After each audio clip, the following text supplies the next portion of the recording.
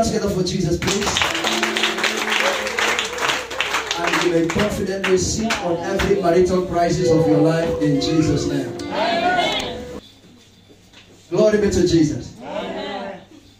Allow me to say thank you for allowing me to be your pastor. I am a pastor of souls like you. Mchungaji wa mioyo kama wewe. Beautiful souls like you. Mioyo ambayo inapendeza kama wewe. Turn to your neighbor and tell your neighbor you are beautifully and wonderfully and fearfully and everything fully made.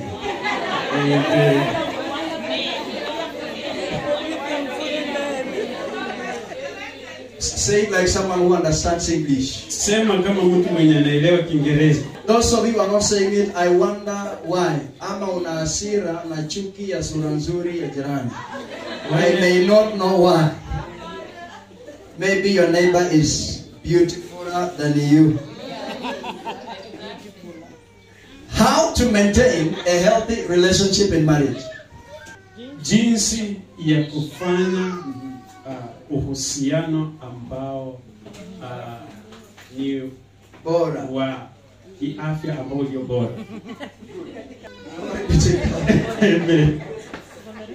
There are relationships that are not healthy. Kuna uhusiano ambazo si nzuri. Yes, you are married, but your relationship in that marriage is not healthy. Ndiyo umeoleka, lakini uhusiano wako katika hiyo ndoa si mzuri vile. Marriage is not just marriage. Ndoa sio tu ndoa. We have broken marriages. Kuna ndoa ambazo zimevunjika. They are also still called marriages anyway. Bado zinaitwa ndoa. We have marriages that are full of crisis. Kuna ndoa ambazo zimejaa changamoto. We still define them as marriages. Bado zinaitwa ndoa. What kind of a marriage are you in? Ni ndoa ya aina gani ambayo uko ndani? By the help of God today, kwa usaidizi wa Mungu siku ya leo, you shall have the best marriage. Utakuwa na ndoa nzuri. I said you shall have the best marriage. Utakuwa na ndoa nzuri kabisa. I'm not only talking to those who are married, I'm also talking to even those who are not married. Haongelei tu juu ya wale ambao wameoa peke yao ama wameoleka. Anaongelea pia wale ambao hawajaoa na kuoleka. That by the time you decide to marry, kwa ule wakati ambapo utataka kuoa ama kuoleka, as a gentleman you shall marry a wife and not a knife. Kama kijana utaoa mke wala si kisu. And as a lady you shall marry an able and responsible man and not just a walker in town. Kama mwanadada utaoa mume ambayo anajukumika, bali si mtu wa kutembea tembea tu humu mjini. You shall have a beautiful marriage. Utakuwa na ndoa ya kutamanika. I said you shall have a beautiful marriage. Utakuwa na ndoa ya kutamanika. In the mighty name of Jesus. Katika jina la Yesu. Any marriage in the circumference of my voice. Ndoa yoyote ambayo iko kwa sauti hii, that is in a mess today, ambayo iko katika hali mbaya siku ya leo, I release the grace of God. Anaachilia neema ya Bwana to correct that marriage. Kuweza kurekebisha ile ndoa. Where you are not able to correct, mahali ambapo huwezi kurekebisha, let the hand of God correct it for you. Wacha mkono wa Bwana urekebishe kwa niaba yako. Any character in your husband which you are not able to amend, tabia yoyote ambayo mume wako ambayo ako nayo na huwezi kubadilisha, I declare and decree today, ninaamuru na kuamrisha by the grace of God, kwa neema ya Mwenyezi Mungu, conferred upon my life with authority, ambayo iko juu ya maisha yake, as a priest of this altar, kama kuhani mkuu wa madhabahu haya, that marriage is being corrected. Hiyo ndoa inakuwa inarekebishwa katika jina la Yesu. It is being restored. Inarejeshwa katika jina la Yesu. In the mighty name of Jesus. Katika jina la Yesu Kristo. Any man who married a radio cassette, mwanaume yote ambaye alioa radio cassette, today God is turning that radio cassette, leo Mungu anabadilisha hiyo radio cassette into a woman, kuwa mwanamke bora.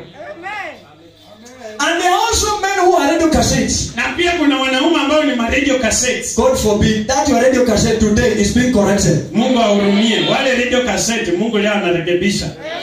How to maintain a healthy relationship in marriage. Jinsi ya kufanya uhusiano bora. Now, every last Sunday of the month, kila siku ya kwanza ya Jumapili ya mwezi, every last Sunday of the month, kila siku ya Jumapili ya mwisho wa mwezi, we always return to talk about family and marriage. huwa tunarudi kuongelea familia na ndoa. How to raise children, how to relate in marriage, how to do family stuff. Jinsi ya kulea watoto, jinsi ya kukaa katika ndoa, jinsi ya kuishi katika maisha ya kindoa. And listen to me carefully. Na nisikize kwa makini. You may be married for the last 50 years. Unaweza kuwa umeoleka kwa muda ambao ni miaka 50 iliyopita. My marriage experience is not even a quarter way your experience. Ile experience ya ndoa ambayo uko nayo kwa miaka 50 iliyopita haiwezi kulinganishwa na ya mchungaji. Mine might not be even a quarter of yours. Yangu inaweza kuwa thuluthi 4 kwa yako. But this is what I want to tell you. Hiki ndicho nataka kuambia. I don't preach and teach out of experience. Siwezi kufunza na kuhubiri kando na katika ile because I don't even have the experience to share with you. Kwa sababu yeye mwenyewe hana ile udhamini wa kuongelea ama ujuzi. But I speak by the influence and the inspiration of the Spirit of God.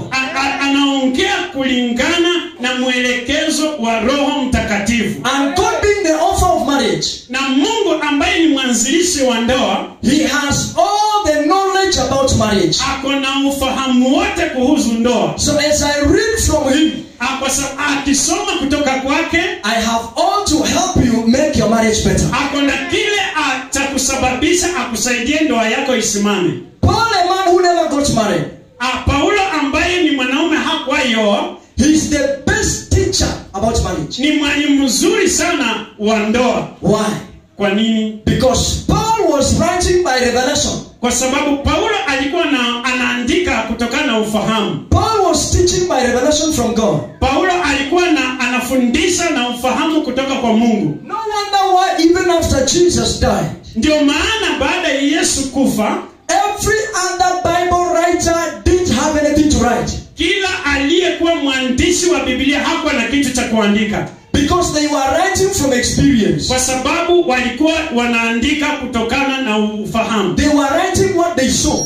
Walikuwa wanaandika kulingana na kile ambacho walikuwa wameona. But Paul was writing out of revelation from God. Na Paulo alikuwa anaandika kutokana na ufunuo kutoka kwa Bwana. So even after Jesus had died, na hata kama Yesu alipokuwa amekufa, even after Jesus' ministry had come to an end, baada ya ile huduma ya Yesu kuja kukamilika, still Paul had something to go ahead and write. Bado Paulo alikuwa na kitu ambacho alikuwa anaenda mbele na kuandika. Tell your neighbor, better revelation than experience. Ambie jirani yako, afadhali ufunuo kuliko utajiriba. Not this. Andika hii. I am going to speak straight. Naenda kuongea kwa uwazi. I will not go around the bush. Hataweza kuongea kando kando. As you know your pastor. Jinsi mnavyojua mchungaji wetu. How to maintain a healthy relationship in marriage. Number 1. Jinsi ya kufanya uhusiano bora katika ndoa. Moja, have a healthy relationship with God.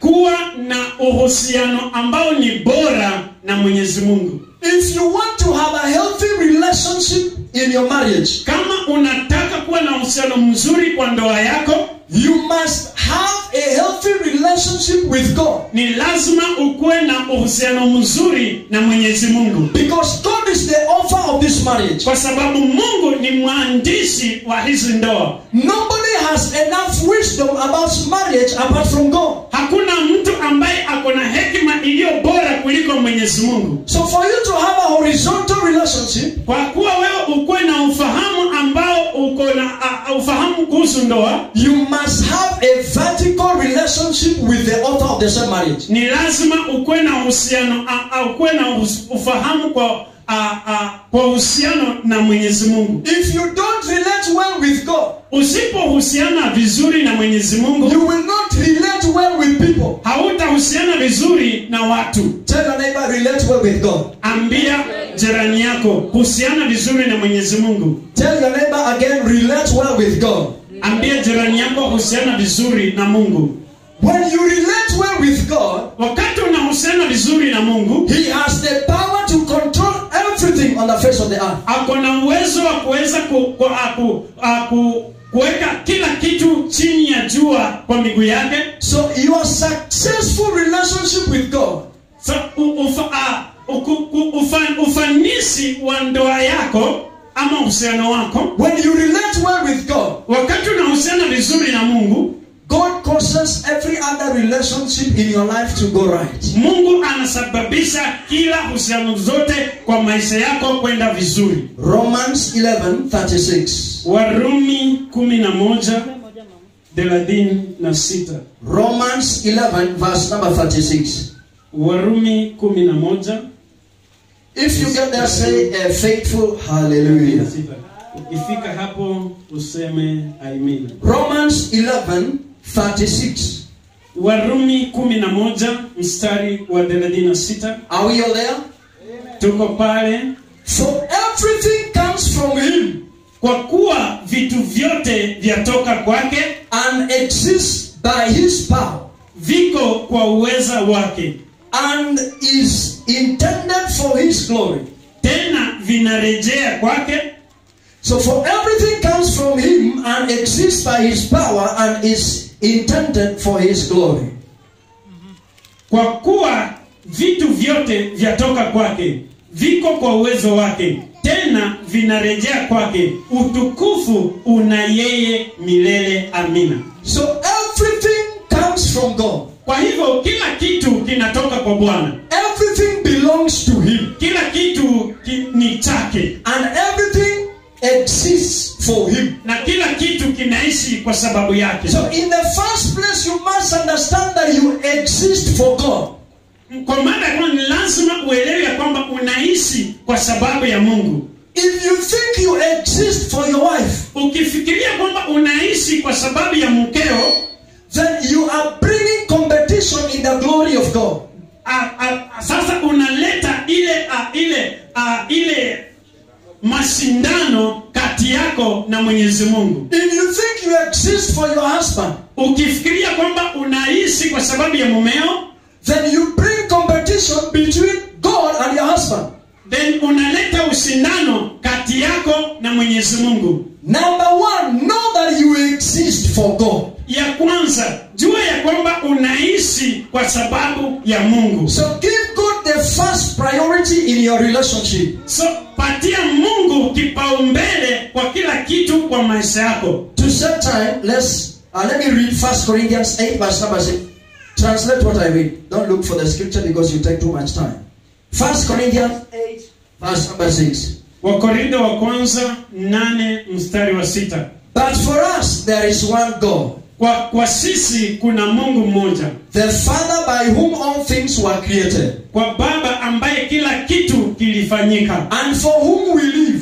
Kwake tunaishi. And there is one Lord. Na kuna Bwana mmoja, Jesus Christ. Yesu Kristo. Through whom, kupitia kwake, all things were created. Vitu zote vilijengwa. And through whom we live. Kwa kupitia kwake tunaishi. So we don't live for ourselves. Kwa hivyo hatuishi kwa sababu ya sisi wenyewe. We live for God. Tunaishi kwa sababu ya Mungu. As we close on the same, Colossians chapter 1 verse number 16. Wakolosai 1:16. For by Him, kwake yeye, all things were created. Vitu zote viliumbwa. In heaven and on earth. Kwa mbingu na dunia. Visible and invisible. Vinavyoonekana na visivyoonekana. Whether thrones or dominions.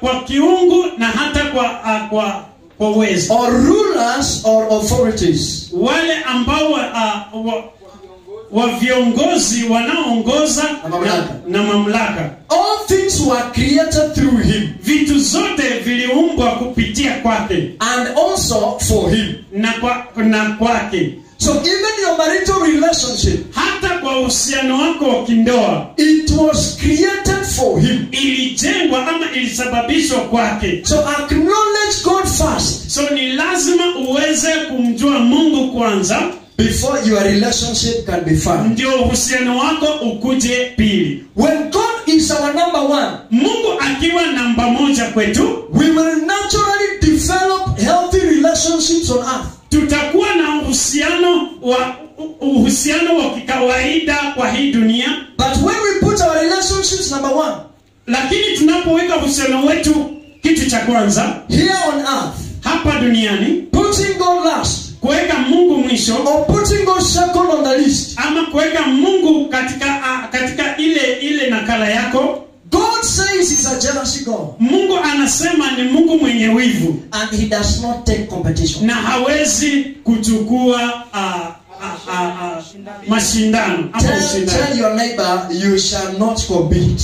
Ambia jirani yako hutashindana. As you put God number one, Jinsi unavyoweka Mungu wa kwanza, I see your marriage working. naona ndoa yako ikifanya. I see your marriage becoming a testimony. Naona ndoa yako ikiwa shuhuda In the mighty name of Jesus Christ. katika jina la Yesu Kristo. To those of you who are dating, Kwa wale ambao mnachumbiana, you are not yet married. haujaoleka bado, And some of you have put your relationships number one ahead of God. wengine wenyu mmeweka uhusiano wenu mbele, Mungu nyuma.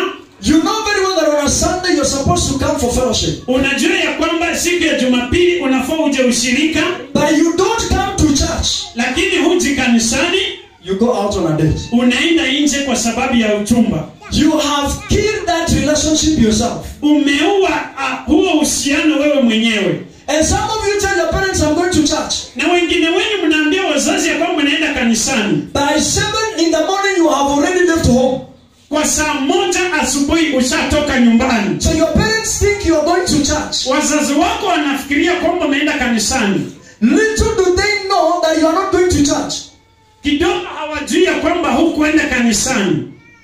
You pass by church. Ulipita tu kwa kanisa Na ukaenda mahali kwa Simba. Amen. Tangu saa 1 asubuhi. Saa 12 ulinamka. You are killing that relationship yourself. Unaua huu uhusiano wewe mwenyewe. That is why it doesn't work. Ndio sababu haikufanikiwa. You move from one relationship to another one. Unatoka kwa uhusiano mmoja hadi mwingine. Because you have put your relationship number one on the list. Kwa sababu umeweka uhusiano wako nambari 1 kwa hiyo nakala yako. That means you have displaced God. Ndio maana umeweza kumtoa Mungu. And remember, God doesn't take competition. Na kumbuka, Mungu hachukui, Mungu habishani. So if you want to be safe in that relationship, Kama unataka kuwa sawa katika huo uhusiano, put God number one. weka Mungu nambari 1. And some young men are so funny. Na kuna vijana ambao wako na mzaha sana. Wakora number one. Kora kabisa. Ati babe, najua babe ni Sunday kimi na kuanga na nafasi. Ushindwe na hiyo baby yako. Amen. Unapata msichana tu mzuri yako committed kwa ibada, anaimba Jumapili. Olibe Jumapili ndio siku mimi niko na nafasi. Na kunyora sana.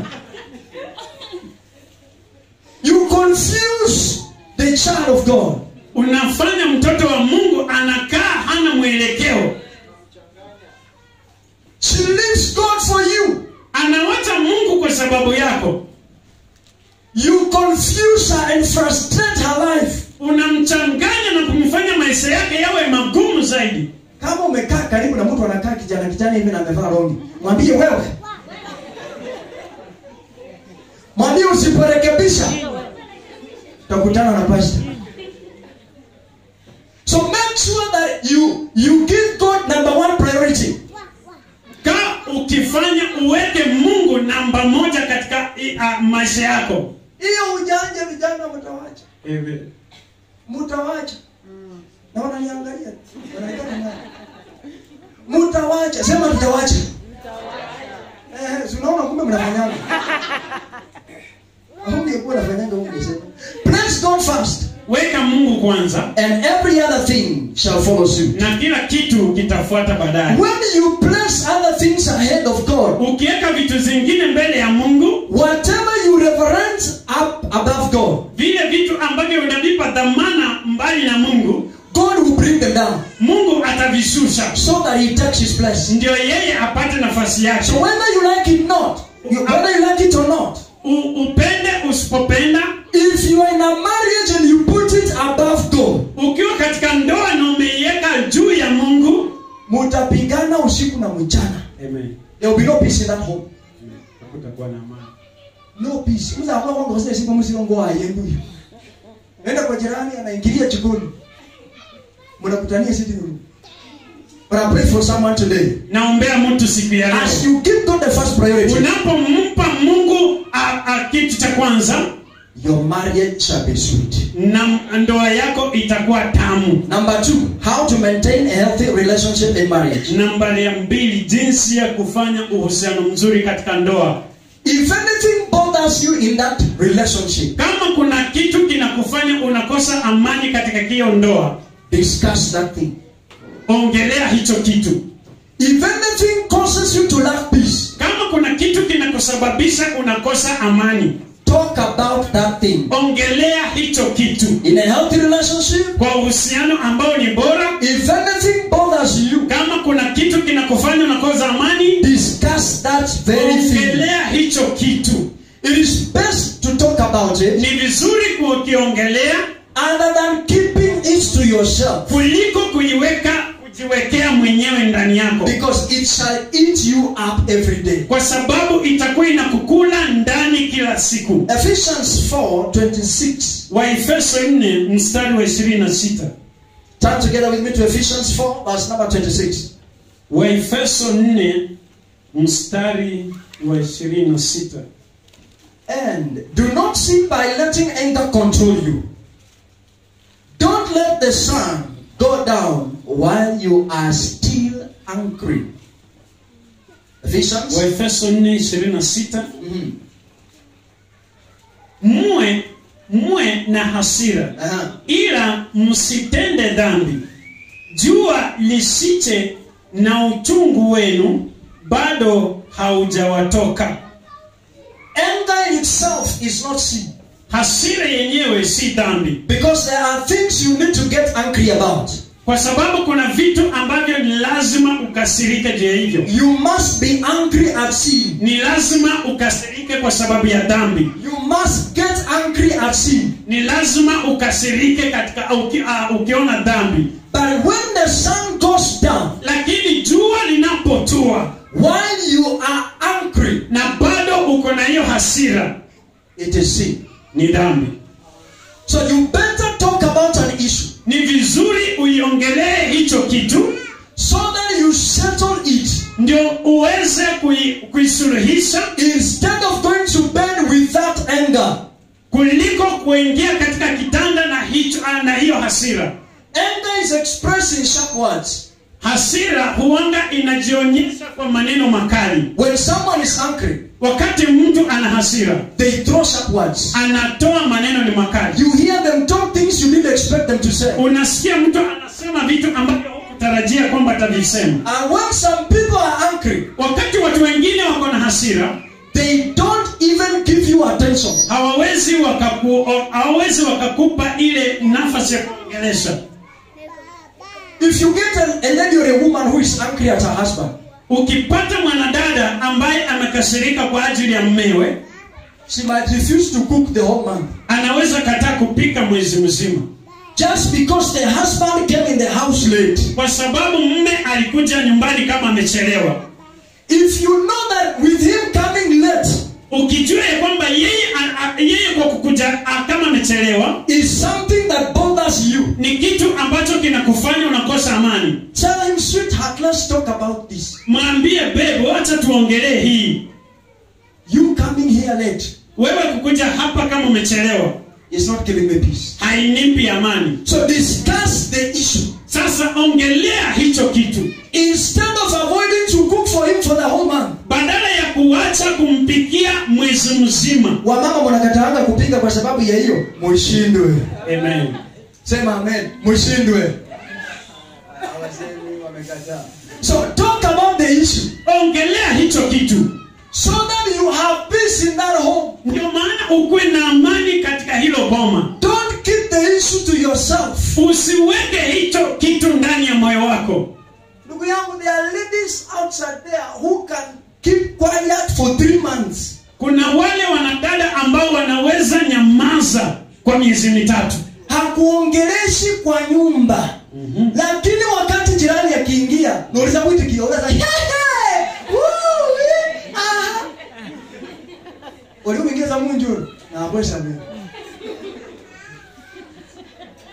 Instead of frustrating this young man, bila kukaa kama mtu mwenye hana amani, please discuss the issue with him. Tafadhali ongelea hicho kitu na yeye. And ladies know how to play this game well. Na wanadada wanajua kucheza huu mchezo. Nataka kumaoso speed lake mazamuli yangu. Alileo utoki hapa. Alisoro mumuta. So sabuleta. Mwepe hono le kasamula kuja kuja. Ukijaribu kutoka na kwambia hutakula chingu bwana ina azamani inabidi unasema hii hivi yote kwa plot sasa. Wacha kwa nyuma nitulie. At that time, wakati ule na pastor anabisha na mchungaji anabisha mlangoni. Na wanasema hata pastor, bwana asifiwe. Pastor karibu. Na pastor karibu ni kalasi yule. What is happening? Na pastor anauliza mmekaaje hapa? Mama ndiye anakuwa kwanza kujibu. Pastor uliza hapa mama umshabi. Pastor msikuke baya. Leo uliza sawa. Pastor akiuliza ndugu leo unaenda kazi? Ndugu anasema ndio nilikuwa pastor najiandaa. Mama anasema usichelewa. This is how they play this game. Hivi ndivyo wao wanacheza huu mchezo. She can deny you an opportunity to experience peace. Anaweza kukunyima nafasi ya kuwa na ile amani. And she will give everybody else peace. Na atapea mtu mwingine yote ile amani. Anataka kukuonyesha ndugu, utajua haujui na ujui utajua. May this thing be deleted from your head. Na wacha hichi kitu kitoke kwa kichwa chako. So make sure that you discuss the issue. Ni lazima muweze kuongelea hicho kitu. There are also some men who behave like women. Kuna wanaume ambao wanakaa kama wanawake. Mwanaume tu mzima unafura kwa nyumba, you don't talk to your wife, you don't talk to your children, you are a child. Mwanaume mzima kwa nyumba huongeleshi mkeo, huongeleshi watoto wako. Wewe ni mtoto. On the foundation ya kwamba she did something that you didn't like. Kwa msingi ya kwamba alifanya kitu ambacho hukupendelea. Here you are a coward. Wewe ni mwoga. Men are in charge. Wanaume wako kanisani. In charge. Wako katika mamlaka. They have authority. Wako na ile mamlaka. You are a king. Wewe ni mfalme. Call upon your wife kimpango. Muite mkeo. Mwambie sit here. There is something I want us to discuss. Yes. Na umwambie hiyo tabia ya kuacha sufuria kwa meza. Mpaka jioni narudi napata sufuria haijanipendeza. Badilisha. Amen. Instead of keeping quiet and refusing to talk to her the whole week. Badala ya kunyamaza na kukataa kumwongelesha wiki mzima. Am I talking to someone here? Yes. Anaongelesha mtu hapa? Amen. Am I talking to someone here? Yes. Naongea na mtu hapa? Every man behaving like a woman, may God deliver you. Kila mwanaume ambaye anakaa kama mwanamke, wacha na Mungu akuokoe leo. I said may God deliver you. Na Mungu akuokoe leo. Discussion needs communication skills. Kuongelea kunahitaji ile maongezi mzuri. There are ways you discuss issues with people. Wakati unaongelea vitu na mtu, there is a way to discuss. Kuna njia ya kuongelea. Listen to me my sister. Nisikize dada yangu. Your husband is not your firstborn. Bwana yako si mtoto wako wa kwanza. He is the head of that house. Yeye ni kichwa cha kile nyumba. In fact, he's the head of the wife. Yeye ni kichwa cha mke. Find the right mood to discuss the issue with him. Pata mandhari ambayo ni sawasawa ya kuongelea mambo yenu. Find good time that is calm to discuss with him. Utafuta wakati mzuri wakati wa kuongelea mambo yenu. Usingoje akitoka kazi anafika hata hajatoa nguo hajatoa viatu ni omwana ule za mwili yangu. Aha. Omwana ule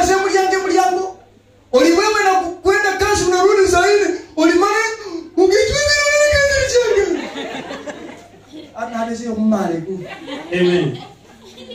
A man has left home early in the morning. Mwanaume ametoka nyumbani asubuhi na mapema. Ameenda mjengo. Wamemtusi vile ni mjinga na mama yake ni mjinga, alizaa mtu ajua amekupanga mawe kwa ukuta. He comes back home. You begin to shout again. Trust me. And that will not be anything wrong. Na hiyo haitakuwa kitu mbaya. Mnamalizia tu chini. Ole bandugu mlindugu. Kamera kali. Ole pasta mbele. Hiyo tunasema. Kororoshia kwanza sikadeke hiyo. Am I talking to somebody here? Be mindful of the language that you use. Angalia lugha ambayo unatumia. Don't just talk to him from any angle. Usimuongeleshe tu kutokana na pahali popote. But be mindful of the language that you use to approach your husband. Angalia lugha ambayo unatumia kumuongelesha mumeo. There are statements you should never mention to your husband. Kuna maneno ambayo hufai kuyazungumzia mbele ya mumeo. We must almost say, a woman talking to a husband. And you are here. And you did it even yesterday. Na ulifanya jana. Your husband is not your firstborn. Bwana yako si mtoto wako wa kwanza wa kiume. After you have discussed the issue, baada ya kuongelea hicho kitu, notice the strength of your spouse. Angalia nguvu ama uwezo wa mmeo ama mkeo. And appreciate the strength. Na ushukuru kwa sababu ya hiyo uwezo. Mwambie, one thing I like about you is that when I correct you, you accept correction. Mwambie, kama kuna kitu ambacho ninapenda juu yako, ni kwamba wakati ninakurekebisha, unachukua marekebisho. Mwambie thank you. Mwambie asante. Hapana kuongea mkimaliza olinalo ngine mana nambali simsumse chamuno. Hunyo rundiwe leo. She will do it again. Or some ladies threaten men. Wako wale na hosa nese nchewe nesoja. Basa mbachinju. Go back. You stay there and come back again. You'll be going and coming back. In the first place anyway, you left and came. So you will see come back. Taenda na kurudi.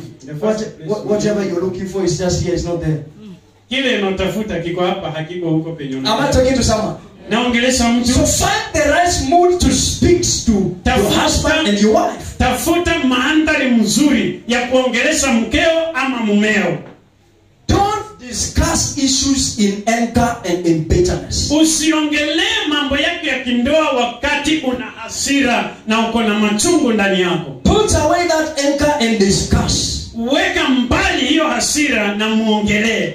As you do this, I see your marriage working for you in the name of Jesus. Ukifanya hivi, naona ndoa yako ikifanikiwa katika jina la Yesu. I see your marriage working in the mighty name of Jesus. Naona ndoa yako ikifanikiwa katika jina la Yesu. How to maintain a healthy relationship in marriage? Jinsi ya kufanya uhusiano bora katika ndoa. Number 3. Nambari ya 3. Respect your spouse. Heshimu mume ama mkeo. Respect your partner. Heshimu mke au mumeo.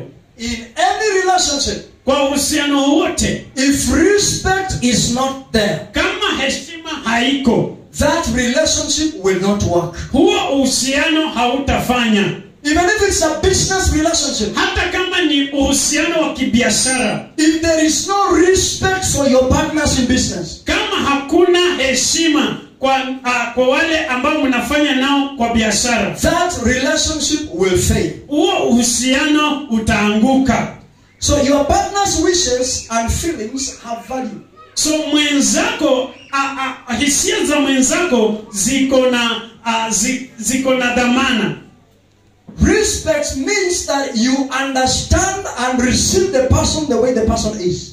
Heshima inamaanisha kwamba unamuelewa na unampokea mwenzako jinsi alivyo. Accept your wife for who she is. Kubali mkeo jinsi alivyo. Accept your husband the way he is. Kubali mumeo jinsi alivyo. Everything is amendable. Kila kitu ni cha kurekebishwa. Even character is amendable. Hata tabia ni kurekebishwa. So the moment you have entered into this marital relationship, Wakati umeingia katika huu uhusiano wa kindoa, and more so to the couples, na kwa wale ambao wameoa na kuoleka, those who have already been made a husband and a wife, wale ambao walifanyika kuwa mume na mke, respect demands that you accept the person the way that person is. heshima inahitaji ya kwamba uchukue mume wako ama mke wako jinsi alivyo, And correction can be made along the way. na marekebisho yanaweza fanyika njiani. Am I talking to someone this morning? Naongelea mtu asubuhi ya leo, Even when they are different from you, hata kama wako tofauti na wewe, accept them with those differences. wakubali na hizo tofauti zao. And by the way, they must be different from you. Na ni lazima wakuwe tofauti na wewe. You were brought up from a different home. Ulilelewa na familia tofauti. Your wife was brought up from a different home. Mkeo alilelewa kutoka nyumba tofauti. Tabia za kwetu si za kwenu. Amen. And so you must accept it before we begin to amend it. Ni lazima uikubali ndio baadaye uanze kuirekebisha. And also understand that if there are things you're supposed to change, Na pia elewa ya kwamba kuna vitu ambavyo unafaa kubadilisha. accept that change. Kubali hiyo urekebisho. Apana kusimamanga tu ulikwetu uliwefwe kunyaranga kwetiki. Wanakuambia harufu mbaya ulifewe fungo mtu akasema kwetiki abwena. You have to accept correction. Amen. And accept change. Kubali kurekebishwa na So kubali. respect is important. Sasa heshima ni muhimu sana. Even when you don't agree with your partner, Hata kama hukubaliani na mwenzako, disagree honorably. weza kutokubaliana kile kiheshima. Disagree with respect. Kataa kukubaliana na yeye na heshima.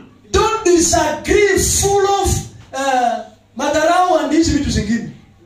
Usikatae kukubaliana na yeye katika njia ya kimadharau.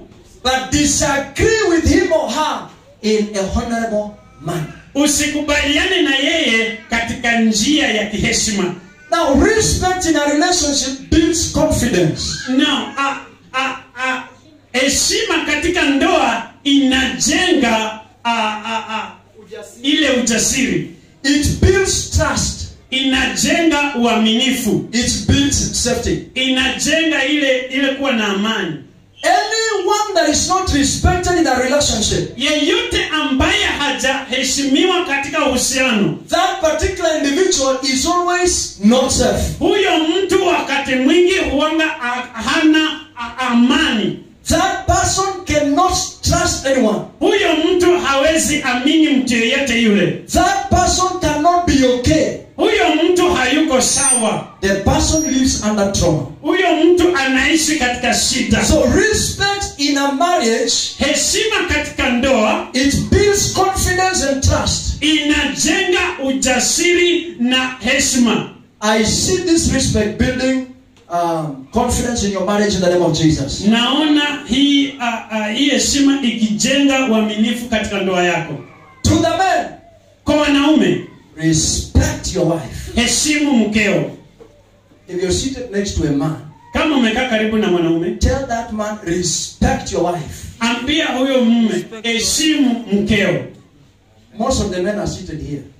Wanaume wengi wamekaa huku. Look for a neighbor and tell your neighbor, respect your wife. Angalia jirani na mwambie heshimu mkeo. Ambia jirani yako mke wako si mboji. Ambia jirani yako mke wako si mboji. Because that is how you put it. Respect your wife. Heshimu mkeo. Respect your wife. Heshimu mkeo. Also respect her privacy. Pia heshimu ile mandhari yake ya kibinafsi. Oh, if she wants private time, akitaka wakati wa siri, give her that privacy. mpe ule muda wa siri naye akae. So respect the privacy of your wife. Heshimu wakati wa siri wa mkeo. There are times Sometimes she wants to be alone. Wakati mwingine anataka awe peke yake. Waka ile sio nisomo setu. Umekataa tu wewe ndio mume. Ulinisomo setu unajificha nini? Mimi ndio mume, unajificha nini? Your wife needs privacy. Respect her privacy. Mke wako anahitaji muda, mpe muda wake. Onyola somo setu yake hali kutiki plot. Unapata mume amekaa tu kwa kako ukuta kwa ploti. Na wamama wengine with other some women. And the man is busy. Na mwanaume akona shughuli, anashughulika. He is busy talking to other women. Anaongelesha wanawake wengine about his wife. Juu ya mkeo. Alo, alimwona kama ananikuyu, mwana wangu kama chingo so chelia kama rango so. A man, mwanaume. There are men who behave like women. Kuna wanaume wanakaa kama wanawake. Respect the privacy of your wife. Heshimu ule muda wa siri wa mkeo. If she has not told anyone about herself, kama hajaambia mtu kujihusu mwenyewe, then who are you to tell them about her? Wewe ni nani wa kuambia watu kumhusu? The moment she hears of it from another party, wakati anayesikia hayo kutoka kwa mtu mwingine, uliza jirani yako. Uliza jirani yako. Bibi yako alitolea jirani nguo? Bibi yako alitolea jirani nguo? Muulize vizuri. Just ask your neighbor. Alikutolea wewe? Nini ripoti hiyo na wewe jirani? Naye alipeleka kama si wewe. Ulipeleka. Uliza jirani yako ulipeleka ukitafuta nini? Am I talking to someone here? Naongelesha mtu hapa leo. Know how to respect the privacy of your wife. Jua jinsi ya kuheshimu ile mandhari ya kisiri ya mkeo. There are things people don't need to know about her. Kuna vitu watu hawahitaji kujua kumhusu. Ni wewe tu unafaa kujua. Ni wewe tu. Siri zake ni wewe. Mungu akusubira sana. Asuta siri kunia hura. Ni wewe ukoya lazima kunia hizo ndio hura majirani. You are a fool. Wewe ni mjinga. Amen. So unaona wanasema is true. May God deliver us, man. Mungu akaokoe. I said may God deliver us, man. Mungu akaokoe wanaume. When you expose the privacy of your wife, wakati unafanya mambo ya mkeo yanajulikana nje, should destroy her confidence forever. Unaharibu ile ujasiri wake. Because if you told a neighbor corporate, now si mtu ya ukoo yako, watu ya kwenu liwaambia nini kunihusu? She will lose confidence. Atapoteza ujasiri. She will not have the confidence to even stand before people. Hata kuwa na ujasiri wa kusimama mbele ya watu. Ngaroma kusana mundu uli mmoja na ndo komrebo ni. Your wife thinks you're telling the person. So anyone you whisper to, kila mtu ambaye unamnongonezea, becomes a threat to your wife. Inakuwa ni kitu ambacho kinafanya mkeo anakosa amani. And you may be wondering, unaweza kuwa unashangaa, there can be couples who don't leave each other at any time. Kuna wale ambao wameoana na hawaachani. Some of them, wengine wao, is not out of love. Si kutokana na mapenzi. Is for self protection. Ni kwa sababu wanataka wakuwe na amani. Nani hakubambi asipokuwa karibu anabolera bandu kakasi, ataambia watu mambo yangu. Nono mbasa ambo ya Kenya kulima na gamba nani. Sasa nakuwa karibu, akitaka kuzungumza na naogopa. It is a security measure. Ni kitu ambacho ni cha ulinzi.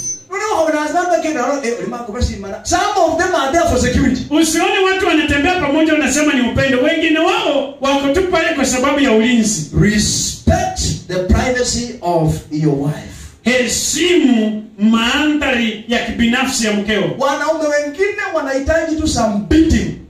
Some men need to be beaten. You are a big. Am I talking to someone? Yes. There are also some ladies. Kuna wanadada wengine, kama lazima usichana. Anaishi tu kama cherehani. Kwanza si ya kukanyaga na miguu, ile ya stima.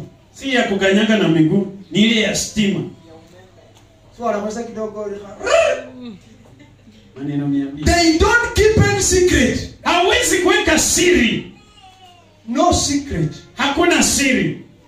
Usa hakuna kama na hadi ile usini ngicho ile chile 200 ndali ndanga chile 300. Kolole kama usiplot sana kwa anjile. Wewe ndio kuplot para manya ngoro ya mtu. Maraka za wanchi bone. Onyo kwa bandu mnatuonanga tu hivi. Tu naambia kwa plot yetu. Bahari pata mai, plot yako gani? Ada jise kulishwa chilio. Kama tukapesa munui. They don't know how to keep secrets. Hawajui kuweka siri. Such like people. Watu kama hao. Ndugu, toka kazi umechoka Edmond, ukose kuoga. Ndio jirani watajua viogani mwezi mzima. She will say everything she's not supposed to say. Atasema kila kitu ambacho hafai kusema. May God deliver you in the name of Jesus. Na Mungu akuokoe katika jina la Yesu. Respect the privacy of your spouse. Heshimu mandhari ya kibinafsi ya mwenzako. If you need peace in that marriage. Kama unahitaji amani katika hiyo ndoa. Let's look at Ephesians 5. Tuangalie Waefeso 5:21. I will read. Tasoma. Submitting to one another out of reverence for Christ. Hali mnanyenyekeana katika kicho kwa Kristo. So submit to each other. Nyenyekea kwa mmoja baada ya mwingine. Give respect to each other. Peana heshima kwa mwenzako. Look at what 1 Peter 3:7 says. Angalia katika Petro wa kwanza 3:7. 1 Peter 3:7. Petro wa kwanza chapter 3 verse number 7. The Bible records, husbands in the same way be considerate as you live with your wives, and treat them with respect as the weaker partner, and as heirs with you of the gracious gift of life, so that nothing will hinder your prayers. That is, treat your wife with respect. Read your Bible. Petro wa kwanza 3:7 inasema, kadhalika nyinyi waume kaeni na wake zenu kwa akili na kumpa mke heshima kama chombo kisicho na nguvu na kama warithi pamoja wa neema ya uzima, kusudi kuomba kwenu kusizuiliwe. Respect. Heshima. Respect. Heshima. It's not just only for wives to respect their husband. Sio tu ni kwa wake wa heshima waume zao. Also husbands in the same manner. Pia waume kwa ile tu njia sawa sawa, respect your wife. Heshimu mkeo. Hapana kupeleka mke wako kama wheelbarrow kwa mteremko. Respect her. Wanaume sasa waseme amen. Hata msiposema amen, nilikuja na yangu. Hallelujah. Amen. Nitajisemea. Nitajisemea. Hata msiposema nitahubiri. Na hapo ndio stoki sahi. Hapo ndio stoki sahi. Kwa maana ni kama hapo ndio mnaelewa. Hizi zingine mmekuwa entertain. Lakini hapo ndio sasa mume respect your wife. Heshimu wake zenu. Don't treat your wife without respect. Unafanya mke wako anakaa kama baiskeli ya black kwa Roma injika wale. Zikaisha. Elioma brings it. Give her some respect. Mpe heshima. And you will see the strength of your wife the moment you respect her. Na utaona nguvu za mkeo wakati utamheshimu. Some of you, your wives don't have any potential. Wengine wenu wake zenu hawana uwezo wowote. Because they feel disrespected. Kwa sababu wanahisi ya kwamba hawajaheshimika. Haizi sema mdome kafika. The moment she opens her mouth to give an opinion. Wakati anafungua mdomo wake ili aseme jambo. Walisomo hasika mbora asitanya masa. Sema mke aniambia hiki kitu, nyamaza. You kill her confidence and kill her good thoughts and ideas. She has valuable things to share with you. Akona vitu za dhamana za kushiriki na wewe. The moment you give her respect, wakati unampa heshima, you give her a platform to share with you. Unampa nafasi ya kushiriki na wewe. Kama ni mwanaume sema amen. Kama ni mwanaume say amen. Kama ni mwanaume sema amen. Amen. Sema I will respect my wife. I will respect my wife. Hata kama hujaoa Paulo sema I will respect my wife. Respect my wife. Give her some respect and you will see the good in her. Mpe heshima na utaona uzuri ndani yake. Number 4, how to maintain a healthy relationship. Namba 4, jinsi ya kufanikisha uhusiano bora. Be supportive. Support your spouse. Saidia mwenzako. Support your spouse. Msaidie. Support your spouse. Saidia mwenzako wa ndoa. In the areas that they need your help. Katika hali ambayo wanahitaji usaidizi. Encourage your partner and let your partner know when you need his or her support. Mtie moyo mchumba wako na wacha ajue wakati anahitaji msaidizi wako.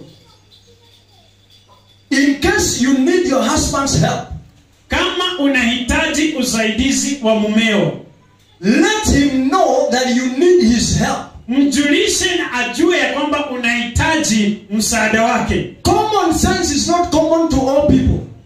Akili ya kawaida sio ya kawaida kwa kila mtu. So don't say let him see. Usiseme ya kwamba wacha na aone. Tell him I need your help. Mwambie ninahitaji usaidizi wako. Because some of them are willing to help you.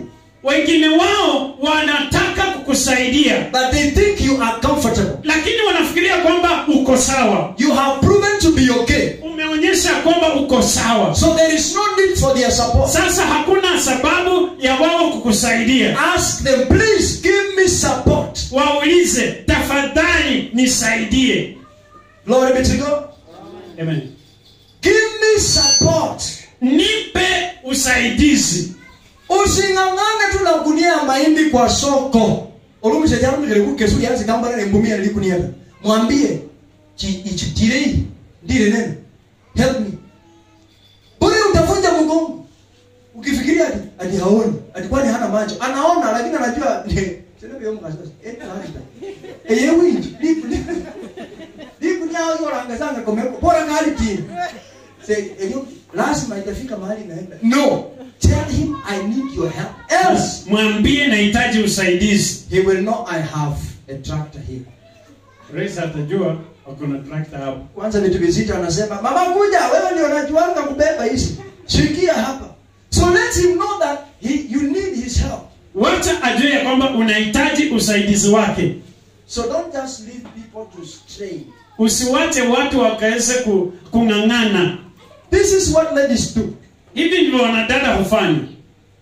However much you struggle, hata uweze kujukumika ama kungangana kivipi, she will just be watching. Atakuwa na kuangalia tu. If you don't tell her come and help me, usipomwambia kuja unisaidie, she will not. Hata kuja. Just be watching. Atakuangalia tu. A man will struggle. Mwanaume atangangana. Na mama anaangalia. Kima sana kafungo vire hata na keki yongera sakeka yaka alema sana utimu. And it's something simple. Lazima umwambie funga gate. Ndio afunge gate. Bure anawacha tukemeza gate kadhalika. Until you tell her shut the gate. Mpaka umwambie funga lango. Yeye atafikiria Mungu tu mnafanya mchezo na yeye na ng'ombe. As a man, you have to tell her I need your help. Ni mwana lazima umwambie unahitaji usaidizi. Please tell her my dear I need your support. Tafadhali mwambie mchumba wangu ninahitaji usaidizi wako. Tell her I need your assistance. Mwambie ninahitaji usaidizi wako. Neso masori Wewe kutile kwa yawanga hoza yepa munju na kama munju atima ye range. Usipomwambia funga mlango tushike, atima ye range rundulu, atima ye hicho munju kende za mlango hulule. Hatoki. Anaangalia, ngoja mwingia munju utile, kende na mlango ngine. As a man, simply tell her, ingia ndani ama toka nje, ingia tufunge mlango. If not, kwanza lala homa anali fukuza. Mwana rei, maya rei, o rei. So everybody is busy doing destruction. You have a project, mama kuna project, mtoto kuna project. Unataka ushike, wanataka ufukuze. At the end of the day, no progress. Mwisho wa siku hakuna hatua. Why? Because they don't know if they need to help you. Hawajui ya kwamba unahitaji usaidizi wao. They are not aware of the struggle that you are going through. Hawajui kung'ang'ana ambako unapitia. So open your mouth and say, I need your help. Fungua mdomo na useme ninahitaji usaidizi. Geukia jirani yako mwambie ufundishwe kuongea. Anakufunga tu mdomo utima samu ngone binyinyi. A healthy relationship, uhusiano bora, is about building each other. Ni juu ya kujengana. Building one another. Kujenga mwenzako. Not pulling each other down. Sio kuleta mwenzako chini aanguke. But it is building each other. Ni kumjenga mwenzako ainuke. So if you want your marriage to be healthy, kama unataka ndoa yako iwe bora, build up your husband. Jenga mmeo. And let your husband build you up. Wacha na mmeo akujenge. That is how a marriage can work well. Hivyo ndivyo ndoa inaweza fanya vizuri. In a home, katika boma. Those of you who stay in homes, kwa wale ambao mnakaa nyumbani. For example, a husband leaves in the morning. Kwa mfano, mume anatoka asubuhi. He leaves you at home as a wife. Anakuacha nyumbani kama mke. The moment he leaves, wakati anatoka tu hivi, ewe zure orabikira hungi na pia unatoka wikara mlango, nafunga mlango. Okay, ndasa mpaka saa 10 na urote. Sikio wewe ndio urote saa 11. Unatembea mpaka saa 10 na unarudi. Je, unajua narudi saa 11. Kare de hatu ayango ne gasenye byarule binyinyi fure kupire witoresio. Ameleta kuku, vifaranga, na mvua imenyesha na imenyeshea vifaranga kule nje. Eoli aliletea nani kazi kwa bomba? Wewe unauliza aliwekea nani kazi kwa bomba? Support him. Saidia yeye, and he will support you back. Na atakusaidia pia. Am I talking to someone? Naongelesha mtu wako. So don't just sit. Kuna wengine jingonga tunaanza chini chitara. Alisita ngangana kwa hii bomba ne chimunyulia. Mzamunga rono usinja kaja. When will you build yourself? Ni lini utajijenga mwenyewe? Watu wengine yani naombanga nikisema Mungu asaidie. Muone kile mimi naona. Omsejara alipata Mungu, ulipata kuyaramia hudu pata kuhara kila mahali, walipata chumbe lijalifu. Ulikumpata za Mungu prayer kila mahali. Support his vision. Saidia mwenzako na maono ambayo yako nayo. Wenye hafie grade kwa maturukana kada mwana andi na mwali. Olinataka ng'ombe nikamue. Ni hafu musa ni sendi chikule hafu. Kanjire kuipata. Olikumpata unyikumpata wale. May God deliver in the name of Jesus. Katika jina la Yesu. Support him with this small vision. Saidie na maono ambayo yako nayo ambayo ni ndogo hiyo. Kama pata kamili kuna house. Bata 2 zinatosha mbuzi. Yes. Then from there na anasonga kutoka kwa kambuzi, anakuwa na mbuzi 2, na anakuwa na 3, na anakuwa na kandama. Na kandama kanakuwa ile ng'ombe ulikuwa unataka. Amen. So support him. Saidia yeye. And let him support you as well. Na wacha pia yeye akusaidie. Na wanaume pia wale wanafunja vitu, wa mama wanang'ang'ana. Umakasia hakaza kule sisi ala sofa za jaha munju. Ni wao kusha. Wewe kaya kama kisi. She has worked hard. Amefanya bidii. Wanampatia pesa ya chama, achanga 20 mwezi kumukua, bamwachira fitara. Rundi achanga mwezi kumukua, bamwachira. Kimi yesi 6. Mwazi acha kule sturu wa munju. Ni wao kusia sturu cha kora beti. Nasikia nikushike tu kwa hivi. Nikuonyeshe kama baba yako vile unafaa kuishi. She has worked hard. Amefanya bidii. She's trying to build you. Anajaribu kukujenga. Mbona bakuli na nishukuru Mungu wewe hali wako anakawabikira nini? So ukiangalia umenulia na kwa nyumba. Lero mkawa mresu wana kawabikira Mungu. Na mwe ni akuli wana kenga wana wanamuuliza no. So you have to support her. Ni lazima uweze kumsaidia. Ukitoka asubuhi muache hiyo 20 ya chama. Geukia jirani yako kama ni mwanaume muulize umesikia? Umesikia? Ndio kama hii shirini yes no wali akende nje kekini alisema ni muziki. Ndio wale hanga zake umwa 20 oli mboga, mafuta ya mboga, alafu na mafuta ya taa. 20. Which are global change.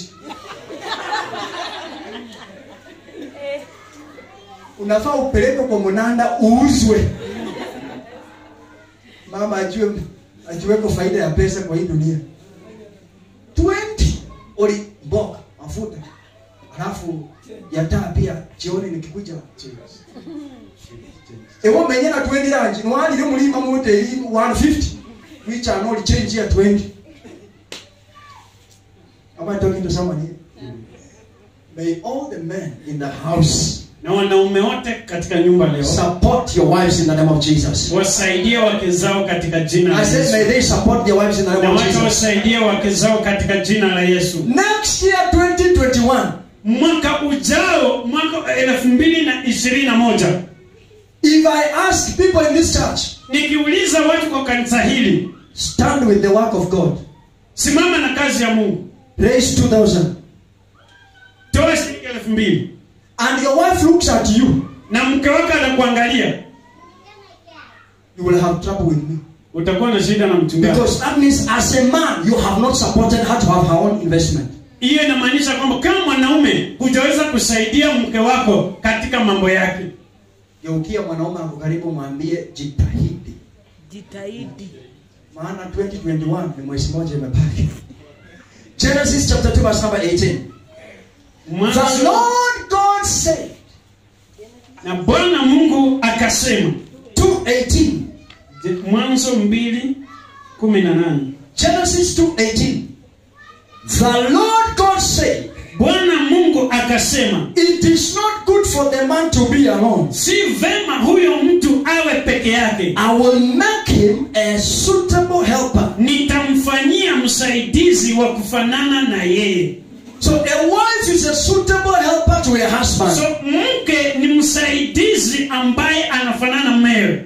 Anafaa. A suitable helper. Anayefaa.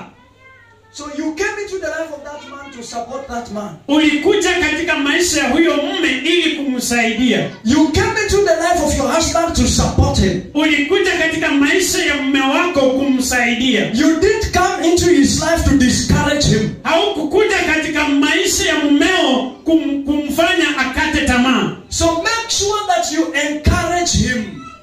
Kama ukijua kwamba unafaa umtie moyo, build him up and develop him. Mjenge na umfanye anawiri. Make him know that you are part of the vision that he has. Mfanye ajue kwamba wewe uko ni msaidizi katika maono ambayo yako nayo. Because there are some men who have big ideas. Kuna wanaume ambao wako na maono kubwa. Kubwa. Men are thinking of buying a rocket to visit the moon. Wanaume wanafikiria kununua ndege inayofika katika mwezi. So that they go and visit the moon. So ndio waende waweze kufika kwa mwezi. By that time. Lakini kwa wakati ule, a woman is thinking of buying a plastic car for her son. Mwanamke anafikiria kununua ile gari ya plastiki kwa mtoto wake wa kiume. A toy for a son. Doli kwa mtoto. A man is thinking of a rocket. Mwanaume anafikiria kununua ndege ya roketi. The difference is in the value. Utofauti ni uko katika dhamana. The cost of a rocket. Ile dhamana ya kununua rocket. And the cost of a toy car. Na dhamana ya kununua ile doli ya they are two things far away from each other. Ni vitu viwili ambavyo viko mbali sana mmoja kutoka kwa nyingine. Unaishi kwa nyumba ya rent ya shilingi 600 na mume wako, and he's busy telling you, hapa Bungoma tutajenga ghorofa. Wewe kama mwanamke kwa nyumba unafaa kumwambia, na mimi nitakuwa pale kuweka mawe ya foundation. Amen. Bana kumwambia wesa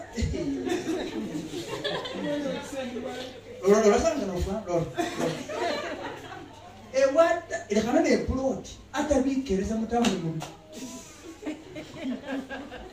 You are killing the vision of the man. Unaua maono ya mmeo. Oli hata account yonge no tamba mbank. No kumukunda mtauni sayo paro kumukunda mtauni chingi shirini. Chipili. Oli 1 2 3 ole million. E watu wonje vitu sayi. You are killing the man. Unaua huyo mume. Hata kama hana saving account. Na anakuambia nataka kununua matatu niweke kwa barabara. Alafu itakuanga inatuletea pesa kila siku. Mwambie baba, nataka kupigia pasta kuja na mafuta kwa chupa. Tu anoint hiyo gari yetu. Utie moyo. Oli mama ewo orekeri sia gahume ni oro mara makwe. Oli werekeri oli zanga ha record sa hurere mo mwendo wi ni oro mara. Ewo manyi lito kebe lito.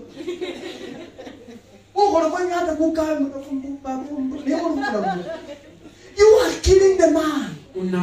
You came to support him. Ulikuja kumsaidia. And that simply means, na hii inamaanisha, if a supporter is raised, na kama ile usaidizi unainuka, if there is someone to assist, kama kuna mtu wa kusaidia, then there must be something she's assisting. Na lazima kuna kitu ambacho anasaidia.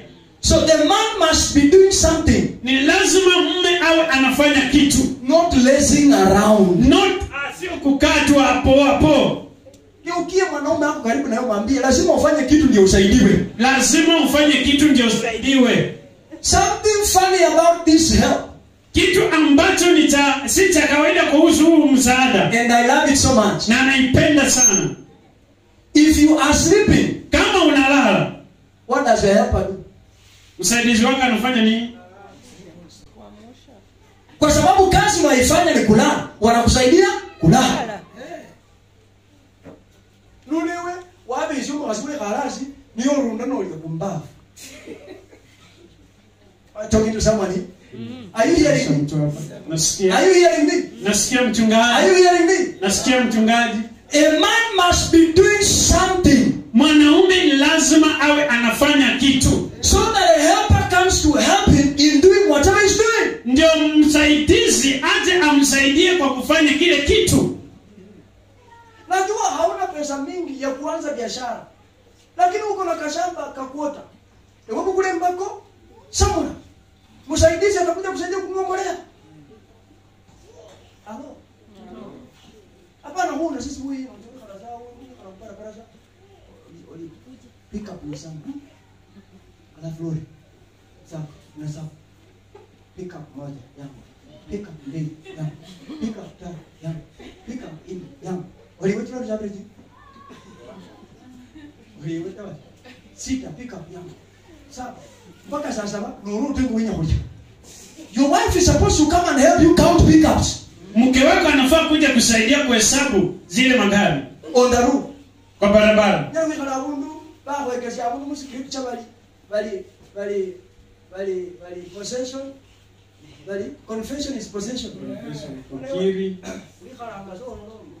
I possess that kusa. Ya bele nyamani. I possess. No possess muralo. Mungira I possess. Lando bero mabidi be maana I possess. Obra hunje mamari suja I possess no. They buy before they own. Wananunua ndio waweze kuwa ndio wenyewe. So you don't just walk around good or confession is possession. I'm confessing in this city all beautiful for houses are mine. Whatever you must have is here. Olimana one floor, just one floor. I don't know which is called just one floor. How much? From moja pesa ngapi? It makes like 150,000 per month. Anatengeneza kitu kama 150 kwa mwezi. Now, 150. Sasa moja 150. What of 1, 2, 3, 4? Je, moja, mbili, tatu, nne, ni ngapi? 4 times 150,000. 4 mara 150,000. This man is rich. I I possess. So you're thinking you're going to make all those millions. Unafikiria unaenda kutengeneza hiyo milioni zote. By the time you're wasting your time counting the flats. Wakati ule unaharibu muda wako kuhesabu zile manyumba. The man is busy building another one somewhere. Mwanaume ako busy anajenga ingine mahali pengine. So you also be busy and build something for yourself. Wewe pia kuwa na kazi kufanya kitu ambacho unajenga mahali pengine. Having faith is not bad. Kukuwa na imani sio mbaya. Haven't you had that faith without action is dead? Ujasikia kwamba imani bila matendo ni kitu bure? Imekufa. Faith without works is dead. Imani bila matendo imekufa. So imani yako ya munua kupossess gorofa imekufa. You have to do something about it. Ni lazima ufanye kitu. Rise up on your feet. Inuka kwa miguu zako. I want you to lift up your voice. Nataka uinue sauti yako. And pray with me, Father. Naombe na mimi Baba. Let my marriage be sweet. Wacha ndoa yangu iwe tamu. Let my marriage be nice. Wacha ndoa yangu iwe nzuri. Let my marriage be awesome. Wacha ndoa yangu iwe ya dhamana. Lift up your voice as you pray. Inua sauti yako unapoomba. My marriage will not know any trouble. Ndoa yangu haitajua shida yoyote. My marriage will not know any stress. Ndoa yangu haitajua shida zozote. I cover my marriage with the blood of Jesus. Naweka ndoa yangu kwa damu ya Yesu Kristo. I cover my marriage with the blood of Jesus. Ninaweka ndoa yangu kwa damu ya Yesu Kristo. Lift up your voice as you pray. Inua sauti yako unapoomba. Can I see someone pray? Pray for your marriage now. Pray for your marriage. Lift up your voice louder and louder and pray for your marriage. Can I hear someone's voice? Don't be a spectator and don't murmur in the house of God. Pray that, oh God, my marriage shall be great. My marriage shall be awesome. My marriage shall be beautiful. In the mighty name of Jesus Christ. Ndoa yangu Baba haitajua majuto. Ndoa yangu haitajua matatizo. Ndoa yangu haitajua kuhangaika. Katika jina la Yesu Kristo. Somebody go ahead and pray for your marriage. Pray for the marriages of your children. You are here, you have married children. Pray for the marriages of your children. Lift up your voice and pray for them. Ombea ndoa za watoto wako. Mwambie Bwana chukua usukani. Mwambie Bwana chukua mamlaka. Mwambie Bwana pigania nyumba yangu. Mwambie Bwana pigania ndoa ya watoto wangu. Mwambie Bwana pigania ndoa ya jamii yangu. Mwambie Bwana pigania ndoa ya binti wangu. Mwambie Bwana pigania ndoa ya kijana yangu. Katika jina la Yesu Kristo. Oh Lord, arise and fight for my marriage. Arise and fight for the marriage of my son. Arise and fight for the marriage of my daughter. In the